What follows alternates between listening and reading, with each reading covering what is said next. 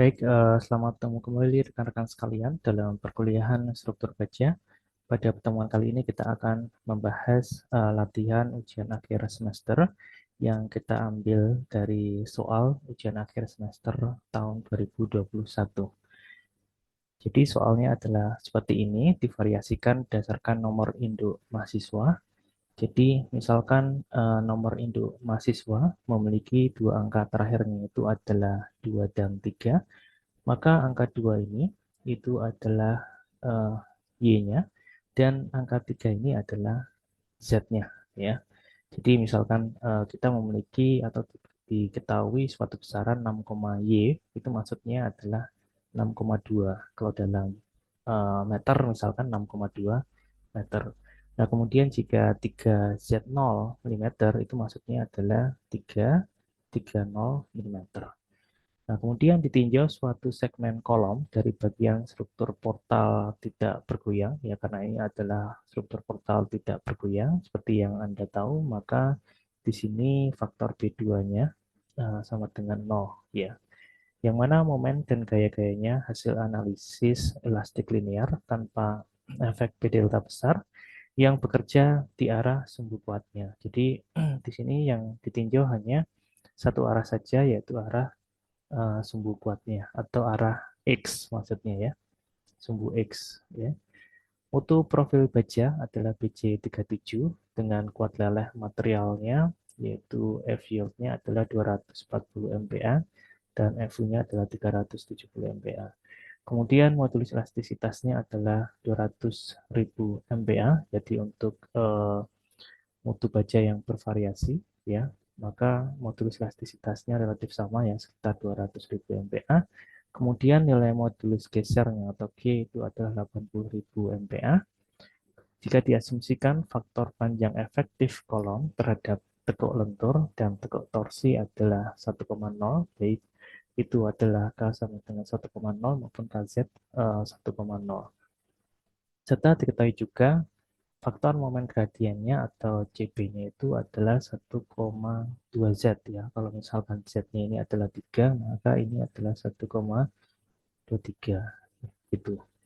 Nah, kemudian sebelah kanan merupakan ilustrasi daripada soal yang diberikan ya. Jadi ini merupakan suatu kolom dari suatu bagian struktur atau portal tidak bergoyang.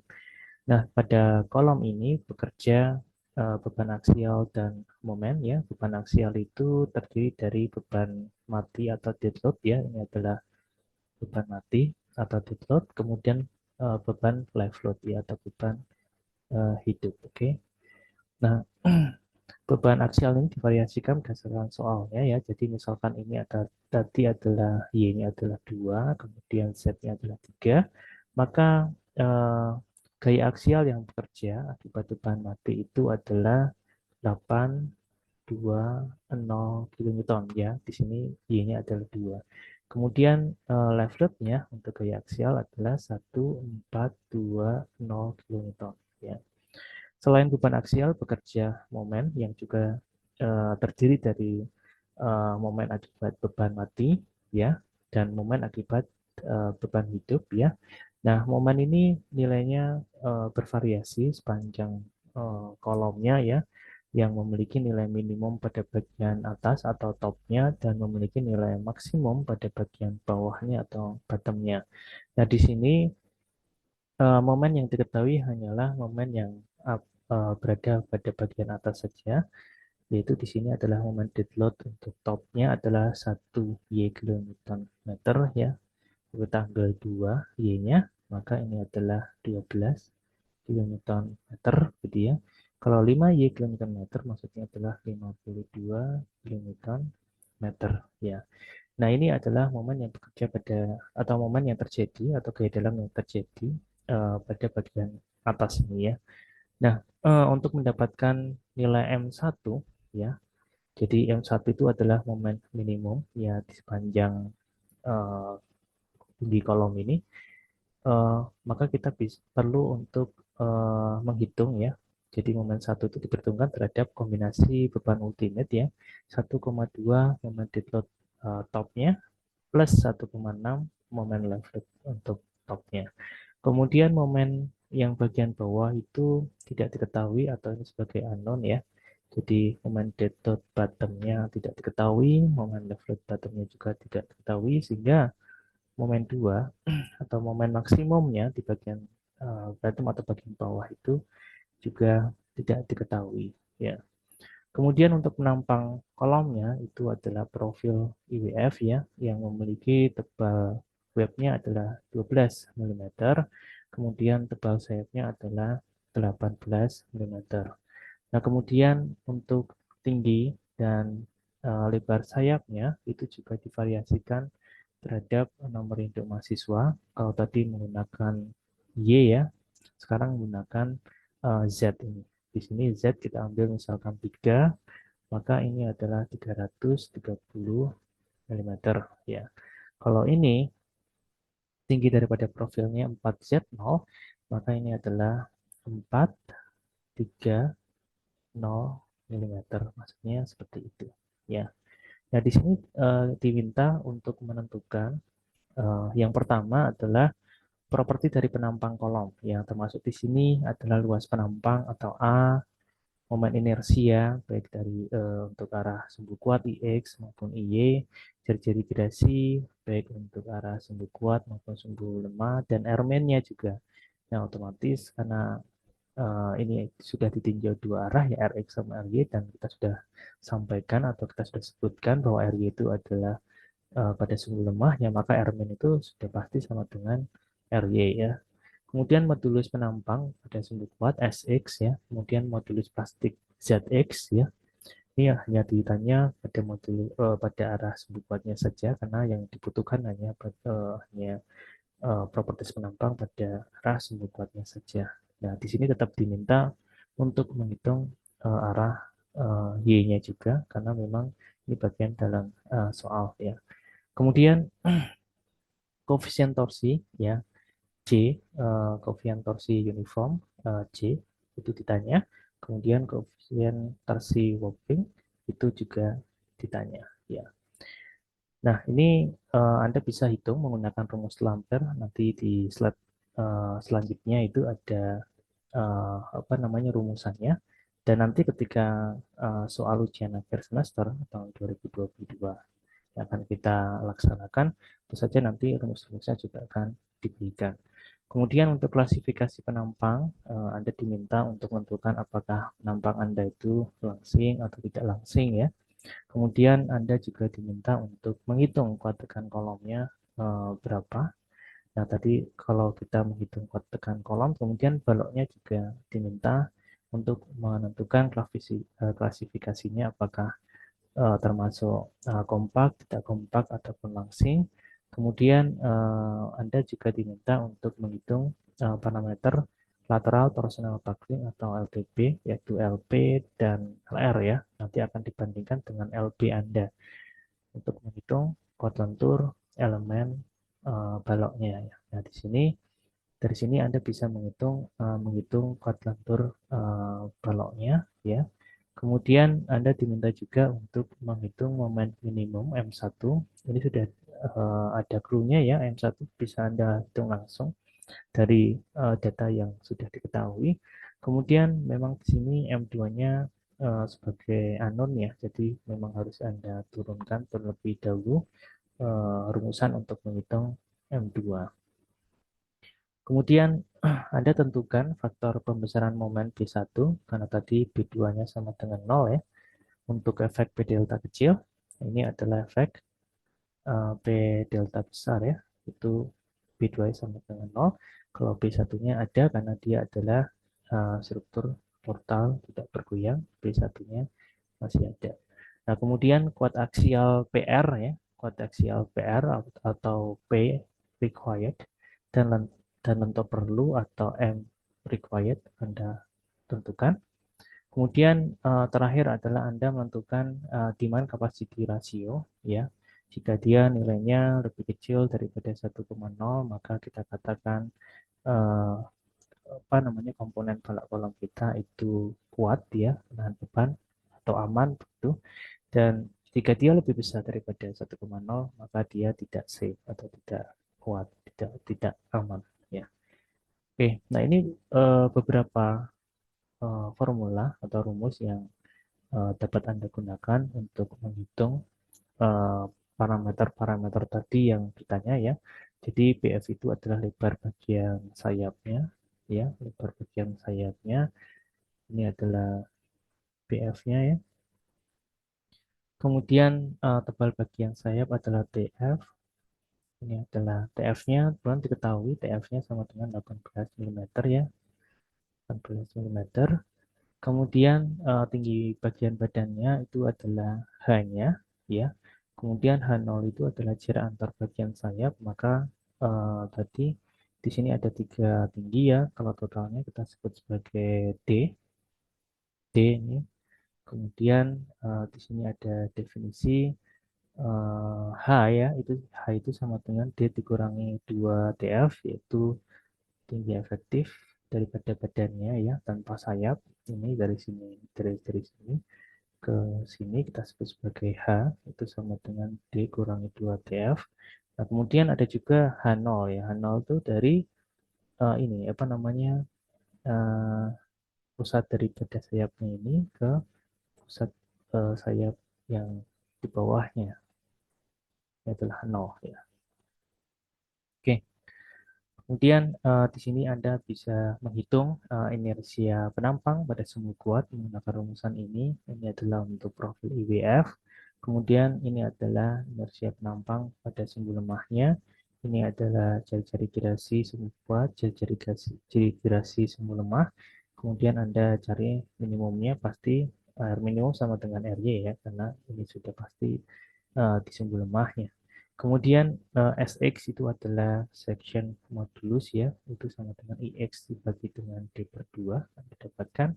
Kemudian ZX modulus plastisnya Anda hitung menggunakan rumusan ini untuk menentukan kapasitas momen plastisnya atau momen maksimum yang dapat apa namanya, dapat dipikul atau momen maksimum yang dimiliki oleh baloknya. Nah, kemudian ini adalah konstanta torsi uniform J. Nah, ini adalah konstanta torsi work. Kemudian berikut adalah step by step atau langkah demi langkah untuk menjawab soal tadi ya.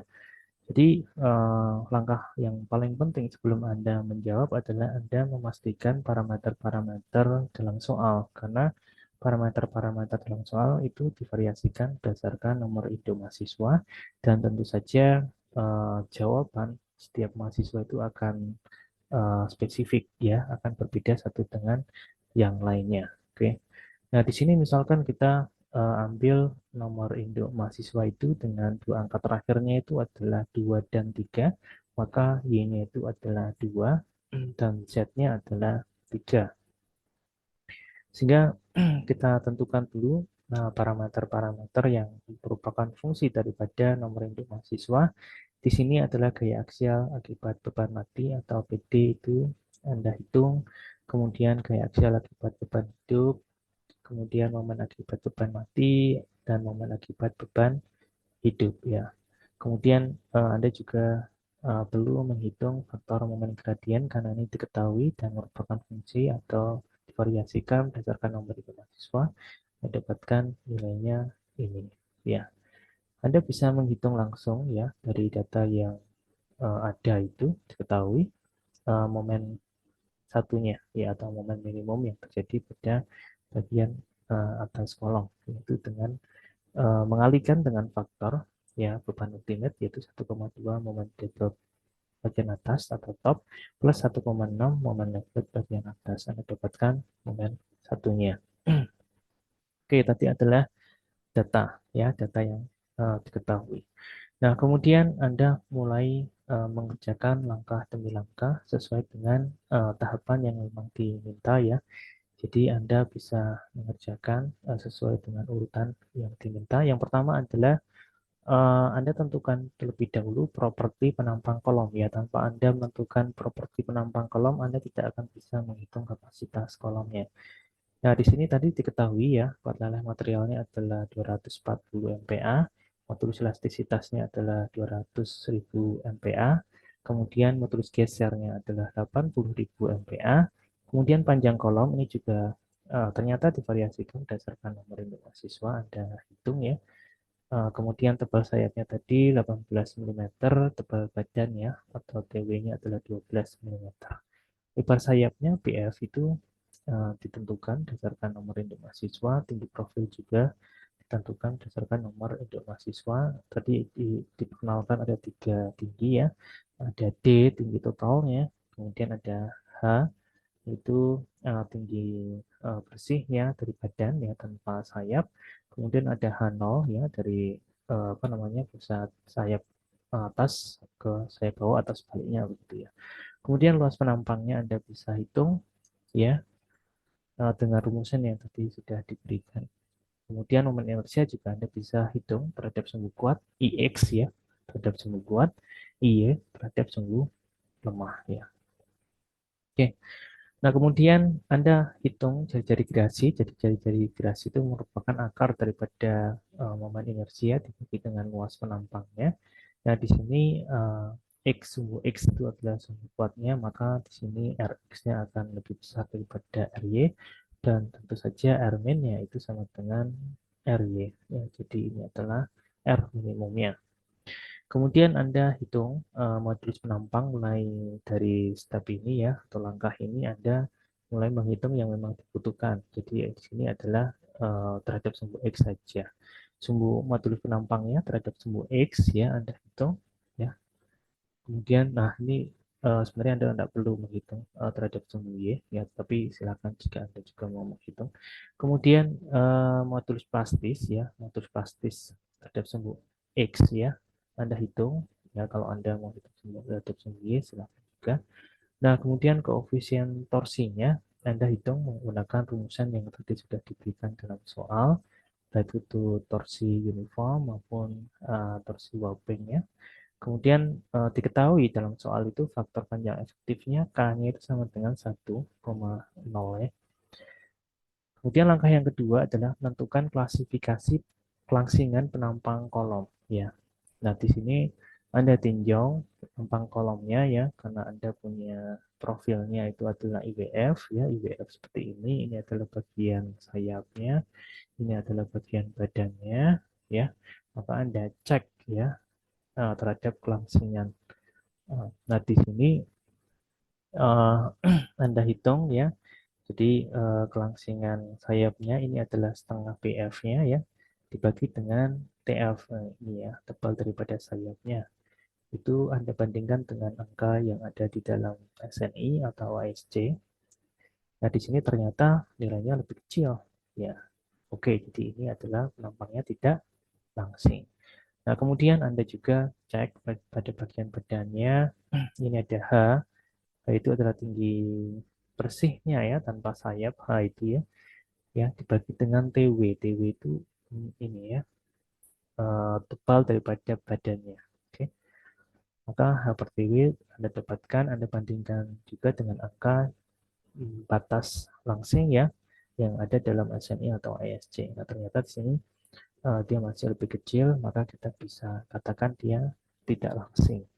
Nah, karena bagian sayap itu tidak langsing, ya, kemudian bagian badan itu juga tidak langsing, maka Anda gunakan ya rumusan untuk tekuk lentur atau ISC E3 dan tekuk puntir untuk ISC E4. Kemudian kita jabarkan perhitungan ISC E3-nya atau tekanan kritis tekuk lenturnya. Nah, di sini Anda hitung dulu menggunakan rumusan Euler ya. Tadi K-nya adalah 1,0 diketahui, B kuadrat kali E. E itu adalah modulus elastisitas ya. Elastisitas, K itu adalah faktor panjang efektif, faktor panjang efektif. L itu adalah tinggi kolomnya. Rmin itu adalah jari-jari girasi ya minimumnya. Oke. Nah, kemudian Anda cek ya terhadap dua persyaratan ini yang dalam SNI dan ini ya. Angka KL per R minimumnya ternyata 76,932, ternyata dia lebih kecil ya daripada angka ini. Kemudian FY per FE ini ya itu ternyata lebih kecil juga daripada angka ini. Ya, sehingga Anda gunakan rumusan ya FCR untuk teko inelastik ya. Jadi ini adalah teko inelastik. Teko inelastik ya. Kalau ini jika tidak memenuhi persyaratan ini ya, maka adalah teko elastik ya. Oke. Ya, jadi ini adalah persyaratannya ya. Jadi Anda harus bandingkan kalau ini kalau memenuhi persyaratan ini maka masuk ke rumus ini, jika tidak maka otomatis dia masuk ke tekuk elastik. Mohon maaf ini rumusan tekuk elastiknya tidak kita jabarkan karena memang di sini tidak dibutuhkan ya. Tapi kalau misalkan nanti ternyata tidak memenuhi persyaratan atau klausul ini, maka Anda harus masuk ke rumusan tekuk elastiknya. Nah, di sini dapatkan FCR-nya untuk ISC3 adalah sekian ya, 177,585 MPa. Kemudian tadi adalah ISC3. Sekarang kita tinjau ISC4 ya. Nah, untuk ISC4 ini tekuk butir profil simetri ganda karena IWF kita itu simetri ganda ya. Jadi kalau kita potong ke sana akan mendapatkan uh, apa nama penambang yang sama, kita potong di tengahnya juga kita ambil set yang sama juga. Jadi kedua sumbu kita potong itu akan mendapatkan apa namanya proporsi yang sama. Sehingga ini disebut sebagai sumbu atau simetri ganda. Kemudian ini FCR dari rumusan tekuk ISC, tapi FE-nya dicari dari rumusan ISC 4 ya. Jadi ini hampir sama dengan tadi ISC 3, tapi FE-nya yang dicari dari rumusan ISC 4. Nah, di sini Anda hitung ya FE-nya ya berdasarkan ISC 4 ya. Anda dapatkan, Anda masukkan rumus-rumusan yang tadi. Jadi ini adalah koefisien torsi, ini juga koefisien torsi, ini adalah koefisien torsi uniform, ini koefisien torsi warping. Ya, kemudian ini adalah faktor panjang efektif untuk puntir ya, tadi faktor.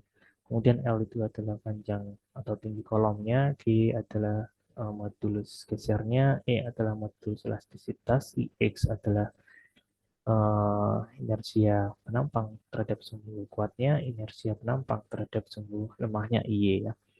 Anda dapatkan angka ini, kemudian Anda hitung ya KL per R minimumnya, dapatlah ini, ternyata ini juga lebih kecil dari angka ini ya. Dan ini ya lebih kecil dari angka ini. Jadi kalau Anda lihat antara IC3 dan IC4 itu sama ya. Anda lihat ini rumusan ini ya dengan ini itu sama ya. Kemudian ini ya dengan ini itu sama. Yang beda hanyalah ini saja ya. Menghitung FE-nya menggunakan rumusan IEC3. Kalau ini FE menggunakan rumusan IEC, maaf, ini IEC4, ini adalah IEC3. Oke. Kita dapatkan nilai FCR ya berdasarkan rumusan IEC4. Ya, ini adalah rumusannya. Oke, terus Anda bandingkan dengan IEC3. Ya, oke. Oh. Nah, kemudian Anda hitung kotekan nominal profil WF-nya ya. Jadi di sini Anda cari nilai minimumnya. Tadi kita sudah menghitung nilai FCR berdasarkan ISC 3 dan FCR berdasarkan ISC 4. Itu Anda cari nilai minimumnya karena dia yang menentukan ya. Kemudian dikali A-nya ya untuk mendapatkan ini gayanya. Ya, tadi tekanan dikalikan dengan luasan. Ya, dapatkan ini. Kemudian Anda kalikan dengan faktor tahanan. Di sini adalah faktor tahannya adalah 0,9. Anda dapatkan kuat tekan nominal kolom. Ya. Setelah itu kita masuk ke perhitungan balok ya. Jadi pertama Anda hitung dulu kuat lentur penampang pada kondisi plastis adalah atau maksimum ya. Jadi ini adalah kapasitas yang maksimum yang dapat terjadi pada balok ya ketika semuanya itu memenuhi persyaratan apa namanya untuk keadaan momen plastis atau keadaan terjadinya atau memenuhi atau mencapai keadaan semuanya penampang mengalami plastis. Nah, di sini momen plastis itu sama dengan Zx, itu adalah modulus plastisnya dikalikan dengan Fy-nya. Fy itu adalah kuadrat material bajanya yang didapatkan ini. Jadi momen atau kapasitas lentur tidak akan lebih besar daripada ini. Dan kita katakan ini yang paling maksimum. Apakah nanti ini bakal tercapai atau tidak, secara teoritis kita bisa jabarkan di langkah selanjutnya. Ya. Kemudian kita cek klasifikasi penampang balok. Ya. Di sini kita cek ya rasio lebar terhadap tebalnya kayak tadi ya, setengah BF terhadap TF, kemudian H terhadap TW ya, mendapatkan rasionya. Kemudian Anda cek terhadap rumusan-rumusan yang menjadi batas yang ditentukan dalam peraturan atau SNI atau ASC. Ya, di sini adalah batas ya, adalah batas untuk bagian flange-nya, tapi untuk apa namanya, untuk plastis ya. Ini adalah untuk bagian flange-nya ya, ini lambda P, ini adalah lambda R, ini adalah P ya. Kemudian ini adalah untuk badannya, webnya ya, ini adalah web plastisnya, ini adalah R ya, ya gitu ya. Nah, nanti Anda bandingkan ya, apakah dia lebih kecil atau lebih besar ya. Ternyata di sini nilai-nilai kita ini masih eh, apa namanya, memenuhi persyaratan sebagai penampang atau bagian yang dapat kita kategorikan sebagai penampang kompak ya, baik pada bagian sayapnya yang Anda lihat di sini, lambda F-nya dia lebih kecil dari lambda P-nya ya, kemudian lambda W-nya dia lebih kecil daripada lambda P untuk webnya ya, untuk webnya. Oke. Nah, di sini bagian sayap kompak dan bagian badan juga kita katakan dia juga kompak, judulnya kompak. Kemudian kita masuk perhitungan lateral torsional buckling ya, berdasarkan ketentuan IC. Nah, di sini Anda hitung LP-nya terlebih dahulu ya, LP-nya, LP-nya. Kemudian Anda juga perlu hitung panjang LR-nya. Dan nanti kita bandingkan. Kalau tadi yang kita bandingkan adalah lambdanya. Lambdanya kita punya lambda, nanti ada lambda flange-nya, ada lambda web-nya. Kemudian kita bandingkan dengan nilai lambda P-nya dan lambda R-nya, gitu ya. Oke, nah ini masing-masing juga ada lambda P untuk flange, gitu ya. Lambda P untuk webnya, ini juga ada lambda R untuk flange-nya, lambda R untuk webnya. Kemudian ini LP juga, Anda nanti punya LP ya, jadi panjang LP atau tinggi kolom yang tidak terkekang lateral, maka Anda butuhkan LP-nya, dan Anda bandingkan dengan nilai R dan nilai LP-nya ya. Apakah dia lebih kecil daripada LP ataukah di antara LP dan LR ya, atau besar daripada LR. Oke. Nah, di sini Anda dapatkan bahwa LP-nya ya, batas jarak pertambatan lateral maksimum untuk menghindari LTB atau lateral torsional buckling sebelum penampang plastik terbentuk sempurna atau LP didapatkan 4,095 meter.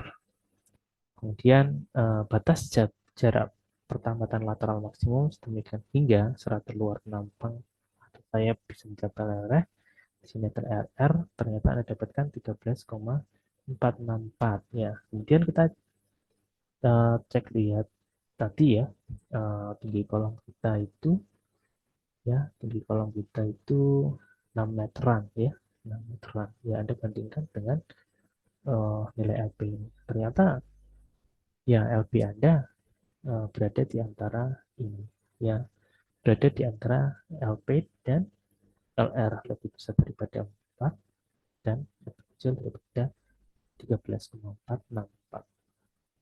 Oke, nah karena dia berada di antara nilai LP dan LR, maka momennya tidak bisa mencapai nilai maksimum atau plastisnya ya. Jadi ada nilai interpolasinya antara MP dan NR, sorry, MP dan MR ya. Oke, Anda bisa menghitung menggunakan rumusan ini untuk nilai interpolasinya. Anda dapatkan nilai ini ya.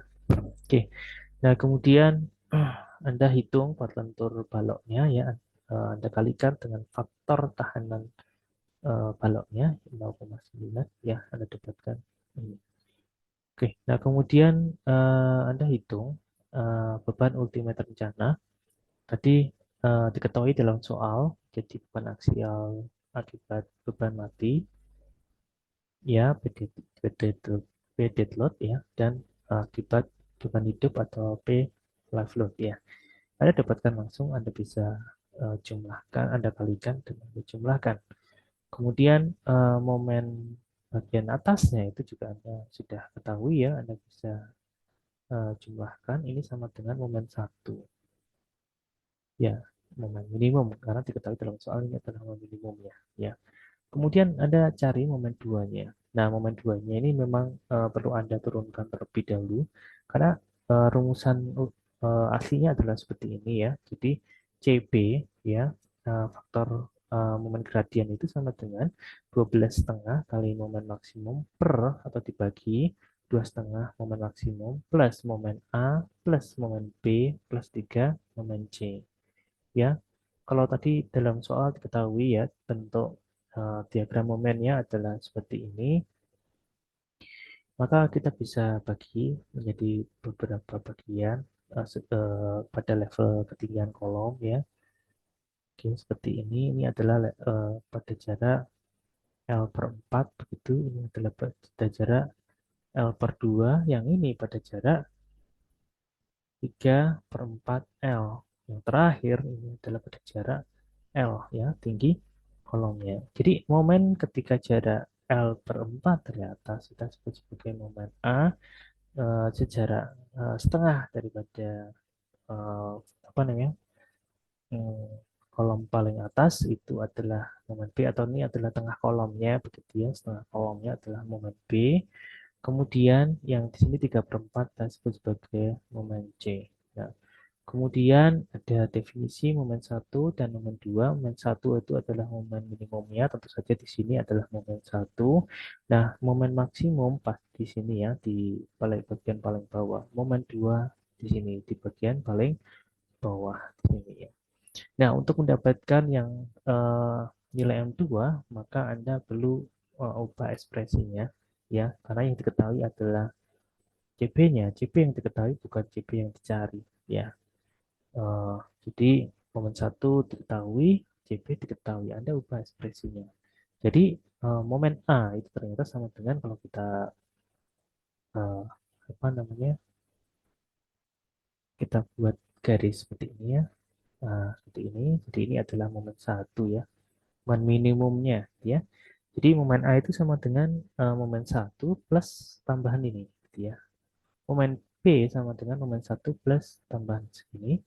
Momen C sama dengan momen 1 plus tambahan segini ya. Anda jabarkan sebagai fungsi daripada momen 2 juga ya. Dapatkan momen A sama dengan 3 per 4 momen 1 plus per 4 momen 2. Momen B sama dengan setengah momen 1 plus setengah momen 2.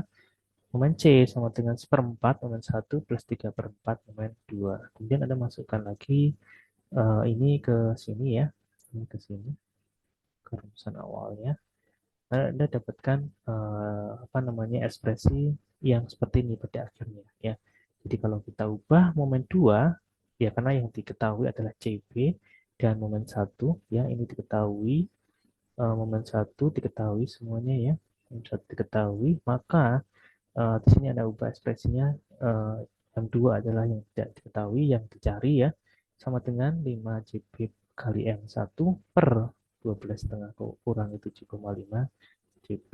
Ya, ini adalah rumusannya yang Anda gunakan untuk menghitung momen 2. Ini Anda dapatkan momen 2. Oke.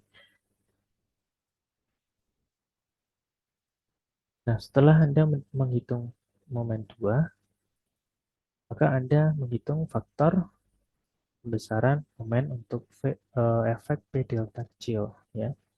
tadi efek B besar kita abaikan atau koefisien B2 kita abaikan. Sekarang kita akan menghitung koefisien B1 ya, atau yang apa namanya yang terkait dengan efek B delta kecil ya. Di sini faktor level kondisi batas ya alfanya itu sama dengan satu karena kita punya kita menggunakan pendekatan LR of T ya, load resistance vector design. Nah, kemudian di sini untuk PE1 ini adalah teko Euler ya, di mana K-nya adalah 1,0, ini ada P kritis Euler ya, kita dapatkan nilainya sekian. Kemudian Anda hitung koefisien untuk elemen yang tidak bergoyang, Cm ini 0,6 kurangi 0,4 M1 per M2. Dan di sini Anda perhatikan apakah eh, nilai M1 per M2 itu minus atau positif ya. Karena di sini aturannya adalah ketika lengkungnya tunggal, maka nilainya adalah negatif ya. Tunggal. Jadi kalau tadi kita punya diagramnya seperti ini ya, ini moment 1, moment 2, maka kelengkungannya adalah tunggal seperti ini ya. Maka ini rasio moment 1 per moment 2 itu harus saja ditambahkan di sini ada tanda minusnya ya. Kalau ternyata kelengkungannya ganda, misalkan seperti ini ya, ya misalkan ini M2, ini M1 begitu ya, sehingga ini tekunnya seperti ini gitu ya, dan kelengkungan ganda 1, 2, maka nilainya rasio M1 per M2 itu Anda ambil nilai positif ya.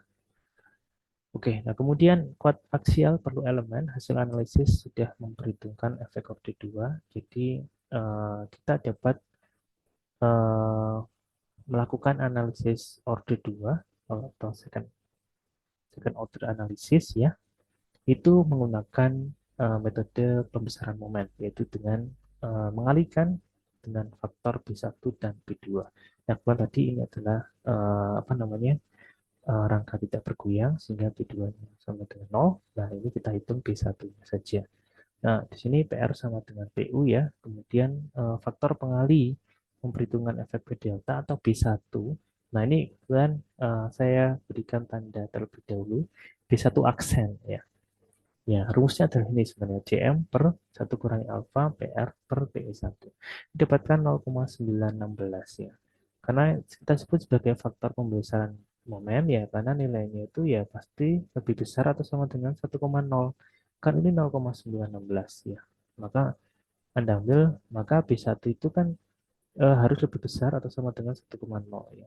Nah, kalau ini 0,916, maka Anda ambil nilainya B1 itu sama dengan 1. Nah, kalau seperti ini persoalannya, maka apa namanya analisis kita ya first order analisis itu sudah bisa merepresentasikan second order analisis gitu ya, karena ternyata B1-nya sama dengan 1. Jadi B2 sama dengan 0, kemudian MNT ya. MNT no translation atau M2-nya Anda dapatkan sekian, kemudian MLT atau M lateral itu adalah 0. Kemudian Anda hitung MR-nya. Anda hitung MR-nya, dapatkan ini. Terakhir adalah Anda menghitung demand capacity ratio-nya ya untuk menentukan struktur Anda terhadap beban yang bekerja itu apakah safe atau tidak gitu ya. Jadi MCX-nya adalah P kali MN ya, kemudian MRX-nya itu sama dengan MR tadi ya. Kemudian PR-nya tadi sudah dihitung, PC-nya adalah ini juga sudah dihitung ya. Jadi R itu menunjukkan required ya, C itu adalah capacity yang kita punya yang dimiliki oleh kolom tersebut. Kalau R itu required apa namanya yang terjadi dari beban luar ya. Ini juga sama. M required kapasitas kita, sorry, MC itu kapasitas kita, M required itu yang momen yang terjadi ya. Nah, di sini Anda hitung demand capacity rasionya gitu ya. Ini adalah ada dua rumusan tergantung dari besarnya gaya aksial yang terjadi ya. Kalau dia gaya aksialnya itu kecil ya, gaya aksialnya kecil, maka ini rasio gaya aksialnya itu Anda kecilkan ya dibagi dengan 2 ya. Nah, kemudian jika gaya aksialnya cukup besar, 20% daripada break capacity, ya, maka di sini yang faktor reduksinya adalah pada reduksi momen ya, 8/9, sedikit direduksi untuk eh, momennya, ya. Kemudian didapatkan demand capacity rasionya adalah 1,486, ya. 1,486, karena ini lebih lebih besar daripada 1,0, maka ini tidak kuat atau tidak aman, ya. Mungkin kita akan eh, berikan begitu ya, apa, konklusi atau kesimpulan ini sebagai tidak aman begitu ya. Oke, karena bicara kuat atau tidak kuat itu masih, kita masih punya cadangan kekuatan karena kita pakai LRFD ya, dan ada juga faktor tahanan segala macam di kondisi aktualnya, bisa jadi dia masih kuat ya. Tetapi kalau secara apa namanya, perhitungan ini berdasarkan kaidah ilmiah yang memang sudah distandarkan dalam peraturan, maka kita katakan bahwa ini tidak aman, ya, ini tidak aman. Oke, karena dia lebih besar daripada rasionya, demand capacity rasionya lebih besar daripada 1,0, ya. Baik, saya kira demikian materi kita pada pertemuan kali ini. Terima kasih atas perhatiannya. Kita bertemu lagi dalam pertemuan berikutnya, ya.